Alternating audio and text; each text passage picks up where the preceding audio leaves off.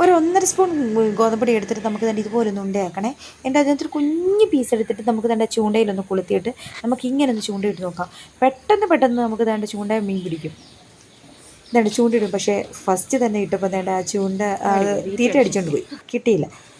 പിന്നെ തൊട്ട് അങ്ങോട്ട് വേണ്ട ചൂണ്ടയിടുക പിടിക്കുക ആ ഒരു ഇതായിരുന്നു.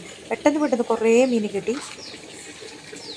അങ്ങനെ തന്നെ അവരച്ഛനും മോനും അപ്പൂപ്പനും എല്ലാവരും കൂടാണ് ചൂണ്ടയിട്ടത്. ശരിക്കും നമുക്ക് മീനെ കിട്ടി കേട്ടോ. അതിൻ്റെ ഇടയ്ക്കിടയ്ക്ക് ഉണ്ടോ ചൂണ്ടയിടുക, പെട്ടെന്ന് പിടിക്കുന്നുണ്ടായിരുന്നു ചൂണ്ടയിൽ. വേണ്ട അപ്പൂപ്പൻ ഇങ്ങോട്ട് വന്ന് ഇട്ടപ്പോൾ തന്നെ പെട്ടെന്ന് ഫസ്റ്റ് തന്നെ നീന്തതേ ഉള്ളൂ, അപ്പം തന്നെ കിട്ടി. ഞാനിപ്പോൾ ഇത്രയും മീനെ പിടിച്ചിട്ടുണ്ടേ. പിന്നെ നല്ല ക്ലിയർ വാട്ടറാണ്. നമുക്ക് കണ്ടാൽ തന്നെ വെള്ളം കണ്ടാൽ തന്നെ അറിയാമല്ലോ. വേണ്ടേ ഇപ്പം വേണ്ടേ മോൻ പിടിച്ചതാണ്.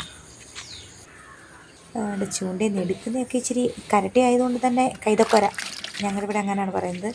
ഭയങ്കര കയ്യെ മുള്ളു കൊണ്ടു കഴിഞ്ഞാൽ ഭയങ്കര പ്രശ്നമാണ്. അതാണ് ഇപ്പോൾ ഇത്രയും മീനെ പിടിച്ചിട്ടുണ്ട്. ഒരു 10-26 കരട്ടിയോളം നമുക്ക് കിട്ടി കേട്ടോ. നമുക്ക് ഒരു കറിക്ക് നല്ല രീതിയിൽ ഒരു കറി വയ്ക്കാനുള്ള മീനെ കിട്ടിയിട്ടുണ്ട്. ഇത് പിന്നെ ഫ്രൈ ചെയ്താലും അടിപൊളിയാണ്. മാക്സിമം ഒരു 10 മിനിറ്റ് പോലും ഞങ്ങൾ നിന്നില്ല.